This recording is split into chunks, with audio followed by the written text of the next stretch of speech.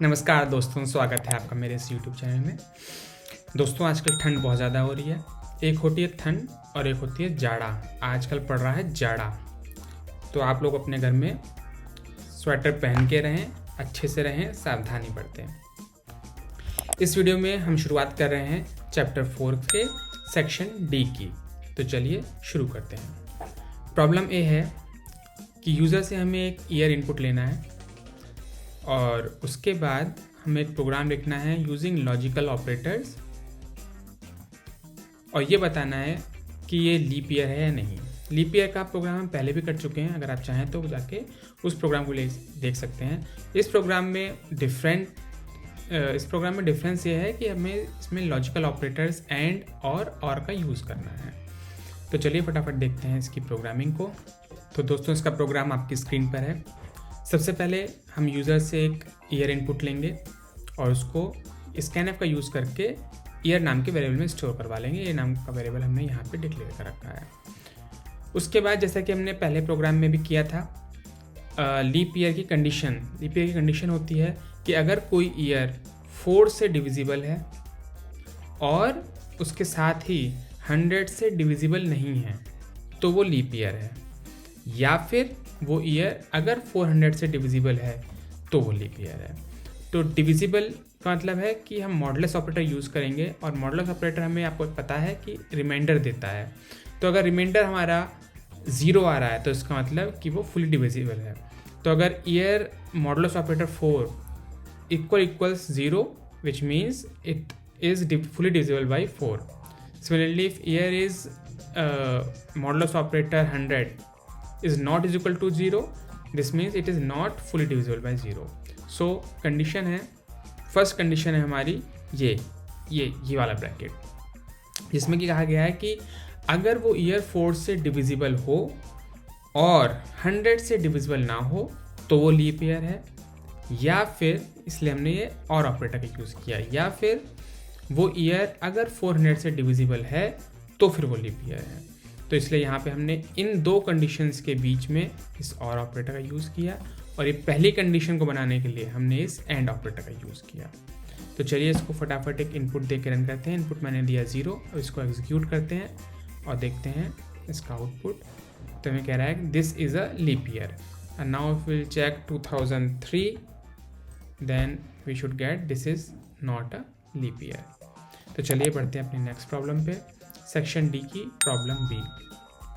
दोस्तों, बढ़ने से पहले मैं आपसे रिक्वेस्ट करना चाहूँगा कि प्लीज़ मेरी वीडियोस को लाइक करें और मेरे चैनल को सब्सक्राइब करें। जब आप ऐसा करते हैं तो मुझे बहुत ही ज़्यादा उत्साह मिलता है और मैं बहुत ही ज़्यादा मोटिवेट होता हूँ नेक्स्ट वीडियो बनाने के लिए।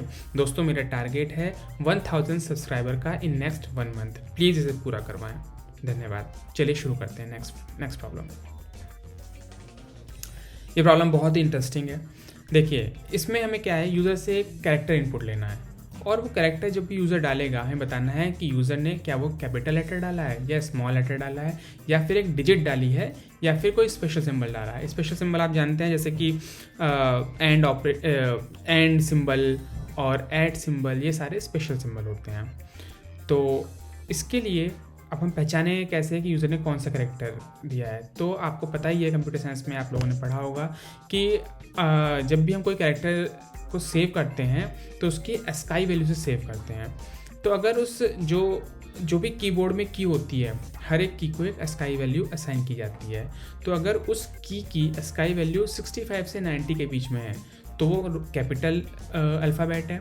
अगर 97 से 122 के बीच में है ASCII वैल्यू तो वो स्मॉल अल्फ़ाबेट है। अगर 48 से 57 के बीच में है ASCII वैल्यू तो वो डिजिट है। अदरवाइज़ अगर इन सब के बीच में नहीं है तो फिर इसका मतलब वो इसका एक स्पेशल सिंबल है। तो चलिए फटाफट इसके प्रोग्राम को देख लेते हैं। दोस्तों, प्रोग्राम है आपके स्क्रीन पे। सबसे पहले मैंने एक वेरिएबल डिक्लेयर किया कैरेक्टर CH। नाउ हमने यूज़र से कहा कि वो कैरेक्टर इनपुट करे और हमने जो भी यूज़र ने कैरेक्टर इनपुट किया उसको हमने CH नाम के वेरिएबल में स्टोर करवा लिया यूजिंग मेथड स्कैनर। नाउ जैसा कि हमने प्रॉब्लम में पढ़ा था, अगर इसकी ASCII वैल्यू 65 और 90 के बीच में है तो कैरेक्टर कैपिटल है। अगर 97 और 120 के बीच में है तो स्मॉल है। अगर ये कंडीशन है तो डिजिट है और अदरवाइज वो एक स्पेशल कैरेक्टर है। तो यही चीज़ हमने यहाँ पर कोड कर दी। जो जो कंडीशन हमें प्रॉब्लम में दी हुई थी हमने वो कंडीशन एज इट इज़ यहाँ पे कोड कर दी। अब थोड़ा बार कोड को देख लेते हैं, हालांकि प्रीटी स्ट्रेट फॉरवर्ड है। यहाँ पे हमने यूज़ किया है कि अगर हमारा कैरेक्टर इक्वल टू है या ग्रेटर देन है 65 के, उसके बाद हमने यूज़ किया है एंड ऑपरेटर। एंड ऑपरेटर का सिंबल आप जानते हैं $&। इट मीन्स कि अगर हमारा कैरेक्टर 65 से बड़ा या इक्वल है एंड अगर 90 से छोटा है और इक्वल है तो हमारा कैरेक्टर जो है वो कैपिटल लेटर होगा। इसको हमने डाला इफ़ में। एल्स अगर ये कंडीशन हमारी ट्रू नहीं है तो हम इसके एल्स पार्ट में आएंगे। एल्स में हमने फिर से एक इफ़ डाला, अगर कैरेक्टर 97 से बड़ा या इक्वल है एंड CH जो है हमारा 122 से छोटा है, इसका मतलब कैरेक्टर हमारा 97 से बड़ा हो और साथ ही साथ 127 से छोटा हो। अगर ये दोनों कंडीशन ट्रू हैं, इसलिए हमने ये एंड ऑपरेटर डाला। इसका मतलब है कि इसके लेफ्ट हैंड साइड की कंडीशन और राइट हैंड साइड की कंडीशन दोनों कंडीशन ट्रू होनी चाहिए, तभी ये पूरी कंडीशन ट्रू मानी जाएगी।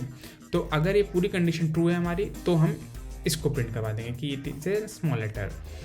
एल्स अगर ये कंडीशन में ट्रू नहीं है तो हम इसके नेक्स्ट एल्स में आएंगे, उसमें फिर से एक इफ़ कंडीशन है, और अगर ये तीनों कंडीशन ट्रू नहीं है तो फिर हम जो हमारा कंट्रोल जो है वो इस एल्स वाले पार्ट में आएगा और यहाँ पे हम प्रिंट करवा देंगे कि भाई ये एक स्पेशल कैरेक्टर है। तो चलिए हम यूज़र से एक इनपुट लेते हैं और सबसे पहले मैं एक स्पेशल कैरेक्टर ही डाल के देख लेता हूँ। सपोज मैंने एंड डाल दिया special character, at special character डाला, इसको एग्जीक्यूट करते हैं। तो देखिए इसने मेरे प्रोग्राम में हमें राइट बता दिया कि दिस इज स्पेशल कैरेक्टर। अब मैं एक डिजिट डाल के देख लेता हूँ। सपोज मैंने 5 डाला, सो मेरे प्रोग्राम ने कहा कि दिस इज़ अ डिजिट। अब सपोज मैंने कैपिटल एक अल्फ़ाबेट डाला तो हमारे प्रोग्राम ने कहा this is a capital letter, और एक मैंने स्मॉल लेटर डाला सपोज स्मॉल एस, तो इसने उससे कहा this is a small letter. तो चलिए सॉल्व करते हैं नेक्स्ट प्रॉब्लम को। यह है सेक्शन डी की प्रॉब्लम सी। हम इस वक्त लेटर सी बुक का चैप्टर 4 कर रहे हैं। दोस्तों प्लीज़ वीडियो को सब्सक्राइब भी करते रहें। आप जो है वीडियोस देखते देखते भूल जाते हैं कि मुझे वीडियोस को लाइक भी करना है और चैनल को सब्सक्राइब करना है। प्लीज़ इस वीडियो को लाइक करें और चैनल को सब्सक्राइब करें। ठीक है, देखते हैं प्रॉब्लम सी। ये प्रॉब्लम प्रीटी स्ट्रेट फॉरवर्ड है, इसमें कुछ भी ज़्यादा खास नहीं है। हमें 3 कंडीशंस दी हुई हैं, कंडीशन 1, कंडीशन 2 और कंडीशन 3। कंडीशंस क्या है कि भाई हमें एक स्टील का ग्रेड बताना है कि किस ग्रेड की स्टील है। तो अगर उसकी हार्डनेस जो है 50 से बड़ी है, ये कंडीशन फर्स्ट है। कार्बन कंटेंट 0.7 से लेस होना चाहिए, कंडीशन 2 है। और टेंसाइल स्ट्रेंथ 5600 से बड़ी होनी चाहिए, कंडीशन 3 है। तो अगर तीनों ही कंडीशन मिलती हैं तो हम कहेंगे कि भाई ग्रेड 10 की स्टील है ये। अगर फर्स्ट और सेकंड कंडीशन मिलती है तो हम कहेंगे ग्रेड 9 की। अगर सेकंड और थर्ड कंडीशन मिलती हैं तो ग्रेड 8। अगर फर्स्ट और थर्ड कंडीशन मिलती हैं तो ग्रेड 7। अगर सिर्फ एक ही कंडीशन मिलती है तो ग्रेड 6। और अगर कोई भी कंडीशन नहीं मिलती तो हम कहेंगे कि भाई ये तो ग्रेड 5 की स्टील है। तो फटाफट इसके प्रोग्राम को भी एक बार देख लेते हैं। इसमें हमें यूज़र से तीन इनपुट लेने हैं, hardness of steel, carbon content of steel and tensile strength of steel. और फिर यूजिंग दीज कंडीशंस जो कि हमें पहले से दी ही हुई हैं, हमको जो है सिंपली बता देना है कि कौन सी ग्रेड की स्टील है। तो चलिए लिखते हैं प्रोग्राम आपकी स्क्रीन पर है। सबसे पहले हमने 3 वेरिएबल डिक्लेयर किए, हार्डनेस, कार्बन एंड टेंसाइल। ये फ्लोट टाइप के वेरिएबल हैं और हमने यूज़र से कहा कि भाई वो इन पैरामीटर्स को एंटर करे। यूज़र 3 पैरामीटर देगा जो कि हमने स्कैनएफ के यूज़ के द्वारा इन वेरिएबल्स में स्टोर करवा लिया। अब सिंपल कंडीशंस जो हमें प्रॉब्लम दी हुई हैं हमने उन्हीं को कोड कर दिया कि फर्स्ट कंडीशन की हार्डनेस हमारे 50 से बड़ी हो, सेकंड कंडीशन 0.7 से कम हो कार्बन, और टेंसाइल स्ट्रेंथ 5600 से बड़ी हो। अगर ये तीनों कंडीशन ट्रू हैं तो इसलिए हमने यहाँ पे एंड ऑपरेटर का यूज़ किया। एंड ऑपरेटर का मतलब आपको मैंने जैसे पिछली प्रॉब्लम में बताया था, ये भी इसका लेफ्ट हैंड साइड का भी ट्रू है और इसके राइट हैंड साइड का भी ट्रू है। सिमिलरिटीज वाले एंड ऑपरेटर का मतलब कि ये कंडीशन भी ट्रू है और ये कंडीशन भी ट्रू है। अगर ये तीनों ही कंडीशन ट्रू हैं तो ये ग्रेड 10 है, जो कि हमारे प्रॉब्लम में दिया हुआ था कि अगर 1, 2 and 3 all condition are true then it is grade 10। उसके बाद ग्रेड 9 के लिए उसने कहा था कि अगर फर्स्ट और सेकंड कंडीशन ट्रू हैं और थर्ड कंडीशन फॉल्स है तो हमारा ग्रेड 9 की है। तो देखिए first condition hardness greater than 50 and carbon is less than 7, ये ट्रू है। And third condition is false. Third condition थी हमारी कि टेंसाइल स्ट्रेंथ 5600 से बड़ी होनी चाहिए, लेकिन हम कह रहे हैं कि टेंसाइल स्ट्रेंथ 5600 से छोटी है, यानी कि थर्ड कंडीशन फॉल्स है। तो उस केस में ये ग्रेड 9 है। Similarly grade 8 and grade 7। उसके बाद ग्रेड 6 के लिए हमें कहा था कि अगर कोई भी एक कंडीशन ट्रू है तो ये ग्रेड 6 है। तो अब यहाँ पे ध्यान देने योग्य बात है कि इसलिए हमने यहाँ पे और ऑपरेटर का यूज़ किया है। और ऑपरेटर का मतलब है कि अगर ये ट्रू है या फिर ये ट्रू है, ठीक है ना, तो और ऑपरेटर जो है वो ट्रू रिटर्न करेगा। फिर एक और ऑपरेटर, इसका मतलब कि अगर ये भी ट्रू है और ये भी ट्रू है, तो इसका मतलब ये हुआ कि इस स्टेटमेंट में हम कह रहे हैं कि अगर ये ट्रू है, ये ट्रू है या ये ट्रू है, कोई भी एक कंडीशन ट्रू है तो हमारा ग्रेड 6 की स्टील हो गई है। और अगर ये कुछ भी ट्रू नहीं है तो इसलिए हमने एल्स पार्ट में डाल दिया कि ये ग्रेड 5 की स्टील होगी। तो चलिए फटाफट इसको कोड करके इसको इनपुट दे के देखते हैं। तो इनपुट में मैंने डाला 70 फिर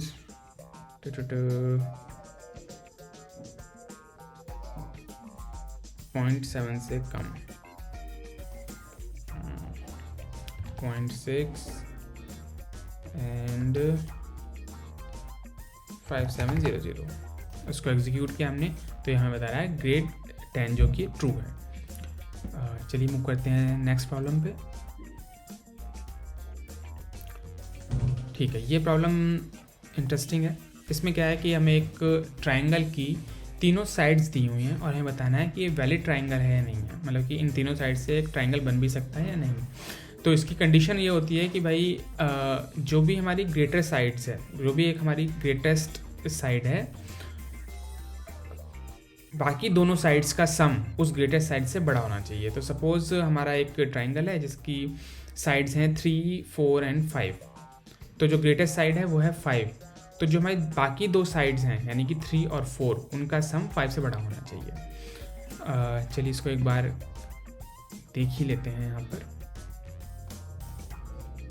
सपोज ये हमारा ट्रायंगल है 3, 4 एंड 5। तो जो हमारा ग्रेटेस्ट साइड है वो है 5 और जो दो स्मॉलेस्ट साइड हैं वो है 3 एंड 4। तो कंडीशन ये है कि 3 + 4 जो हमारी जो दो स्मॉलेस्ट साइड्स हैं उनका सम बड़ा होना चाहिए 5 से। अगर ये कंडीशन ट्रू है तो ये ट्रायंगल है। तो इस केस में एक कंडीशन ट्रू है क्योंकि 3 + 4 7 है और 7 हमारा 5 से बड़ा होता है, तो इसलिए ये इज ए वैलिड ट्रायंगल। चलिए फटाफट इसको कोड करते हैं। तो दोस्तों प्रॉब्लम है आपकी स्क्रीन पर और इसका सॉल्यूशन भी अब आपकी स्क्रीन पर है। सबसे पहले हमने इसमें तीनों साइड डिक्लेयर करी, ए और ए, बी एंड सी, और एक वेरिएबल डिक्लेयर किया सम के लिए और एक वेरिएबल डिक्लेयर किया ये शो करने के लिए कि लार्जेस्ट साइड कौन सी है। उसके बाद हमने यूज़र से इनपुट लिया और उनको जो है तीनों ए बी साइड्स में स्टोर करवा लिया, ए बी और सी नाम के वेरिएबल्स में। अब उसके बाद हमें पता लगाना है कि लार्जेस्ट साइड कौन सी है और जो बाकी दोनों साइड्स बची हैं उनका सम क्या है। तो इसके लिए हम लिखेंगे अपना कंडीशन क्या है, if a is greater than b and a is also greater than c। तो a जो है b से ही बड़ा है और c से ही बड़ा है, तो इसका मतलब हमारी लार्जेस्ट साइड क्या हुई a, और सम हमारा क्या है, जो बाकी बची दो साइड्स हैं यानी कि b और c, उनका एडिशन हमारा सम हो जाएगा। ये हमने डाला इफ़ में, but if this is not true तो एल्स में क्या है, एल्स में हम चेक करेंगे इफ़ b इज़, इसको इस तरह से लिख लेते हैं, b is greater than a। If b is greater than a and b is also greater than c, इसका मतलब b a से ही बड़ा है और c से ही बड़ा है। इसका मतलब हमारी जो लार्जेस्ट साइड क्या है वो b, और सम क्या हो जाएगा, बाकी दोनों साइड्स का सम यानी कि a और c का सम। एल्स अगर ये भी फॉल्स है और सेकंड कंडीशन भी फॉल्स है, इसका मतलब तो ये ऑब्वियस है कि अगर a भी लार्जेस्ट साइड नहीं है, b भी लार्जेस्ट साइड नहीं है, यानी कि लार्जेस्ट साइड इज c, और सम हमारा क्या होगा, a और b का एडिशन। अब जब ये कंडीशंस एग्जीक्यूट हो जाएंगी उसके बाद हमारे पास लार्जेस्ट, इस लार्जेस्ट में जो है हमारी लार्जेस्ट साइड स्टोर हो जाएगी और सम में हमारा बाकी दोनों साइड्स का वेरिएबल बाकी दोनों साइड्स का एडिशन स्टोर हो जाएगा। तो उसी चीज़ को हमने प्रिंट करवा दिया। उसके बाद हमने अपनी कंडीशन चेक करी कि if some is greater than the largest side that means it is a valid triangle. Otherwise it is not a valid triangle. तो चलिए इसको फटाफट एग्जीक्यूट करवा के देखते हैं। सबसे पहले मैंने एक वैलिड ट्राइंगल लेके देखता हूँ, जो कि हमने एग्जाम्पल में लिया था 3, 4 एंड 5, और इसको एग्जीक्यूट करवाते हैं। तो देखिए ये हमसे कह रहा है कि largest side is 5, some is 7, जो कि ट्रू है, and the triangle is valid, जो कि बिल्कुल सही बात है। अब हम क्या करते हैं, यहाँ पे हम दूसरा ले लेते हैं और यहाँ पे 1 ले लेते हैं। अब देखिए, अब इस केस में देखते हैं कि मैं सही मिला है नहीं। अब देखिए लार्जेस्ट साइड है 5 और जबकि सम जो है दोनों साइड्स का 4 ही है, तो इसका मतलब ट्राइंगल इज़ नॉट वैलिड, यानी कि हमारा प्रोग्राम जो है वो करेक्ट आउटपुट दे रहा है। चलिए मूव करते हैं नेक्स्ट प्रॉब्लम पे। ये प्रॉब्लम है प्रॉब्लम ई, सेक्शन डी की प्रॉब्लम ई। ये प्रॉब्लम भी ट्राइंगल से रिलेटेड है। इसमें हमें यूज़र से इनपुट लेना है, फिर से हमें तीनों साइड्स यूज़र से इनपुट लेनी है और हमको बताना है कि ये ट्राइंगल आइसोसेलेस है, इक्विलेटरल है, स्केलिन है या फिर राइट एंगल ट्राइंगल है। तो चलिए एक बार फटाफट इसको जल्दी से समझ लेते हैं कि ये ट्राइंगल क्या क्या होते हैं। वैसे तो आप लोगों को पता होगा, ये बहुत ही स्ट्रेट फॉरवर्ड चीज़ है। हाँ, तो देखिए अगर ये तीनों साइड्स ए, बी और सी अगर इक्वल हैं तो ये इक्विलेटरल ट्राइंगल, यानी कि अगर ए इक्वल है बी के अगर और ये इक्वल है सी के, तो यानी कि ये इक्विलेटरल ट्राइंगल है। अगर इसमें कोई दोनों साइड्स इक्वल हैं, कोई भी दो साइड्स, तो ये आइसोसेलेस ट्राइंगल है। अगर इसमें कोई भी साइड इक्वल नहीं है तो हम कहेंगे इसे स्केलिन ट्राइंगल। और राइट ट्राइंगल मतलब कि इसमें एक एंगल जो है वो 90 डिग्री का है। अब हम पता कैसे लगाएंगे कि 90 डिग्री का है? हमें पता है कि हाइपोटेन्यूज निकालने का फॉर्मूला होता है, सपोज ये साइड है ए, ये साइड है बी, ये साइड है सी, तो सी इज़ हमारा हाइपोटेन्यूज। और हम जानते हैं राइट एंगल में फॉर्मूला होता है कि C square is equal to B square plus A square.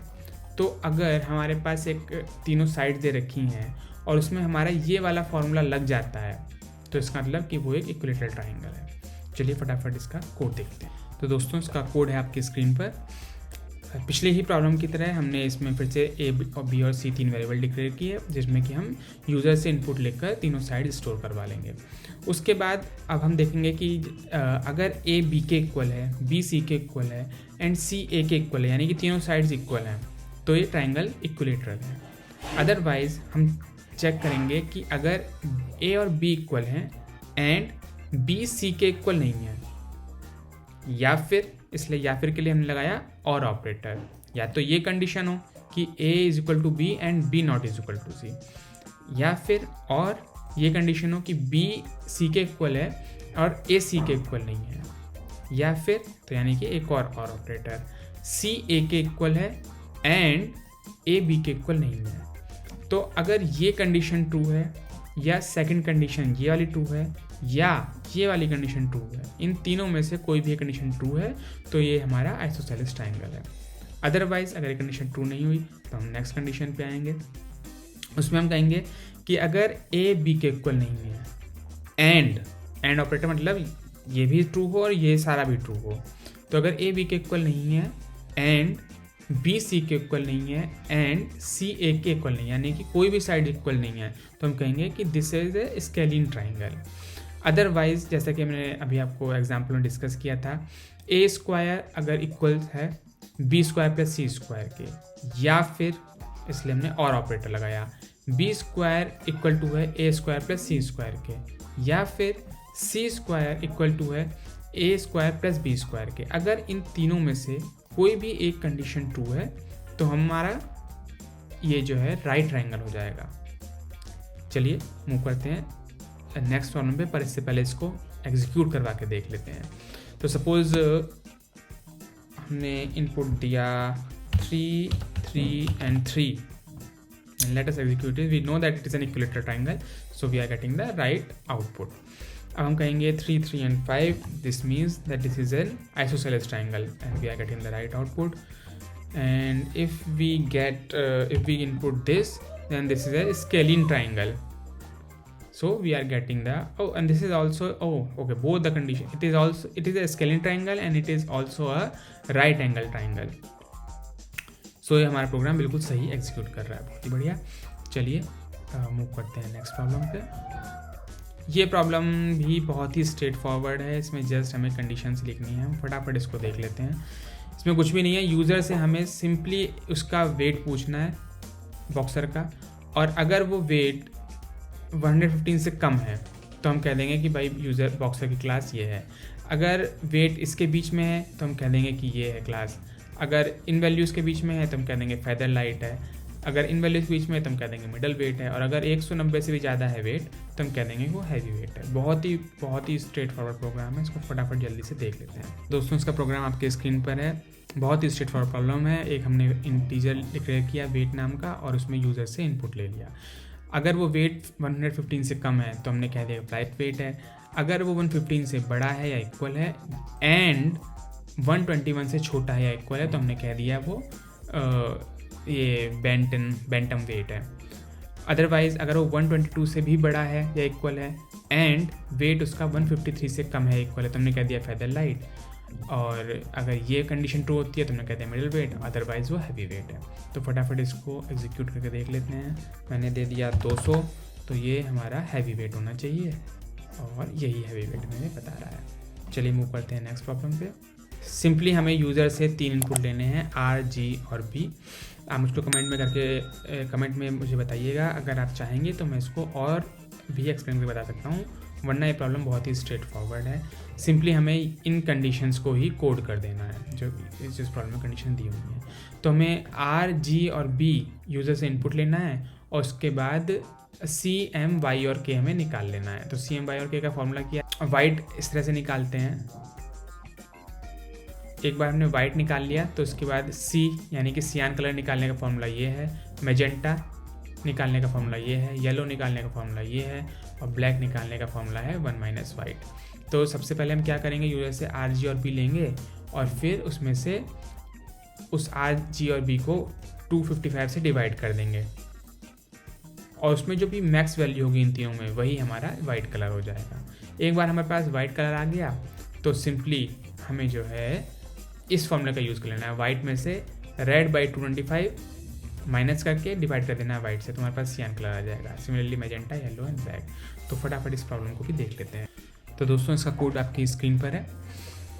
सबसे पहले हमने डिक्लेयर किया RGB यूज़र से इनपुट लेने के लिए और उसके बाद सियान, magenta, yellow and K and W हमने डिक्लेयर किया बाकी सारे कलर्स के लिए। एक बार प्रॉब्लम में देख लेते हैं कि CMYK format, K denotes black, okay, where K should be B, but okay, we are denoting black with K. तो C denotes cyan, M denotes magenta, Y denotes yellow and K denotes black and W denotes white and RGB आप जानते ही हैं। तो चलिए फटाफट इसको देख लेते हैं। तो एक बार यूज़र ने RGB हमें वैल्यूज़ दे दी तो उसके बाद हमने उनको 255 से डिवाइड कर लिया। सो दोस्तों ये एक शॉर्ट नोटेशन होती है, इसका मतलब होता है, इसको मैं इस तरह से भी लिख सकता हूँ कि R is equal to R divide by 225, जिसका शॉर्ट फॉर्म है लिखने का। उसके बाद हमने पता लगाया कि अगर वाइट जो है वो रेड से छोटा है तो वाइट रेड है, अगर वाइट जो है वो ग्रीन से छोटा है तो वाइट जो है वो ग्रीन के इक्वल है, और अगर वाइट जो है ये ब्लू से छोटा है तो ये ब्लू के इक्वल है। एक बार हमारे पास वाइट कलर आ गया तो हमने सिंपली जो फॉर्मूला हमें दिया हुआ था प्रॉब्लम में वही लगा दिया कि भाई सियान का फॉर्मूला है W minus R divided by W। अब यहाँ पे आप देखेंगे कि फॉर्मूला में दिया हुआ है R बाई 225, बट यहाँ पे हमने R बाई 225 पहले ही यहाँ पे कर लिया है, इसलिए यहाँ पे हमें अलग से R बाई 225 नहीं करना पड़ा। Similarly magenta, yellow and black colour, और फाइनली हमने उसको प्रिंट करवा दिया। तो चलिए मूव करते हैं नेक्स्ट प्रॉब्लम पे।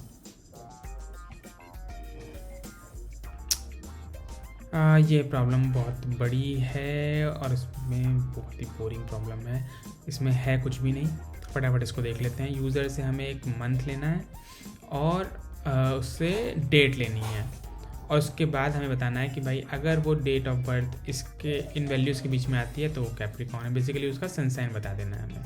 अगर वो डेट ऑफ बर्थ इनके बीच में है तो एक्वेरियस है। फटाफट इसका कोड को देख लेते हैं। तो दोस्तों कोड है आपकी स्क्रीन पे।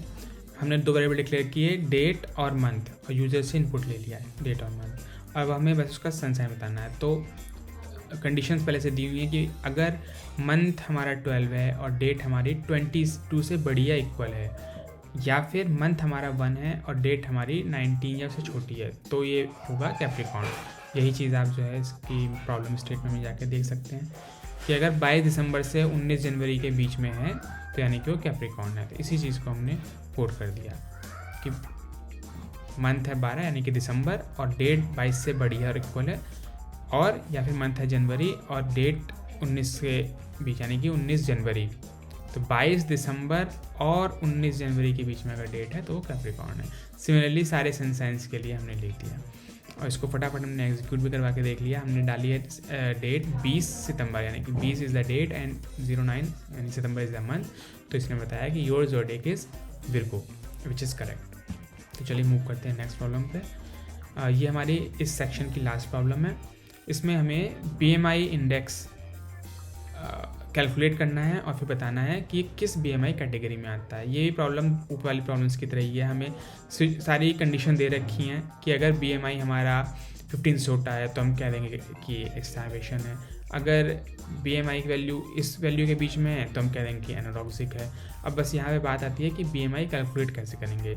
तो हम यूज़र से इनपुट लेंगे वेट और हाइट का, और उसके बाद उन्होंने हमें फॉर्मूला दे रखा है कि BMI कैलकुलेट कैसे करते हैं। उस फॉर्मूले को लगा के हम BMI कैलकुलेट कर लेंगे और फिर इन कंडीशंस का यूज़ करके हम बता देंगे कि वो कौन सी BMI कैटेगरी में आता है। तो चलिए फटाफट इसका कोड को देख लेते हैं। तो दोस्तों इसका कोड है आपकी स्क्रीन पर। इस प्रॉब्लम में हमने यूज़र से इनपुट लिया यूज़र का वेट और उसकी हाइट, और एक और वेरिएबल डिक्लेयर किया हमने BMI नाम का, जिसमें कि हम BMI यूज़र का स्टोर करेंगे। तो BMI निकालने का फॉर्मूला हमें प्रॉब्लम में बताया हुआ है। BMI होती है weight divided by height square, यानी कि हाइट इंटू हाइट। तो इसका फॉर्मूला का यूज़ करके हमने BMI निकाल लिया और उसके बाद सिंपली उन्हीं कंडीशन को कोड कर दिया। अगर BMI हमारा लेस देन 15 है तो इट इज़ स्टार्वेशन कंडीशन। अगर BMI हमारा 15.1 एंड 17.5 के बीच में है तो this is anorexic. Similarly other conditions. फटाफट इसको एग्जीक्यूट करके देख लेते हैं। सपोज वेट है ये एंड हाइट है 160। इसको हमने एग्जीक्यूट किया तो इसने कहा कि ये स्टार्वेशन कंडीशन है, जो कि ट्रू है। तो दोस्तों इसी के साथ हमारा section D of chapter 4 complete हो गया। नेक्स्ट वीडियो में हम सॉल्व करेंगे लेटेस्ट सी बुक का चैप्टर 4 का सेक्शन E। अगर आपको मेरी वीडियोस अच्छी लगती हैं और आप चाहते हैं कि मैं फ्यूचर में भी ऐसी वीडियोस बनाता रहूं तो प्लीज़ मुझे उत्साहित करें, मेरी वीडियोस को लाइक करें, कमेंट्स करें। अगर आपको कोई भी डाउट हो इस चैनल को प्लीज़ सब्सक्राइब करें। मेरा नेक्स्ट टारगेट है 1000 सब्सक्राइबर्स का। प्लीज़ इसको पूरा करवाने में मेरी मदद करें। धन्यवाद। मिलते हैं नेक्स्ट वीडियो में।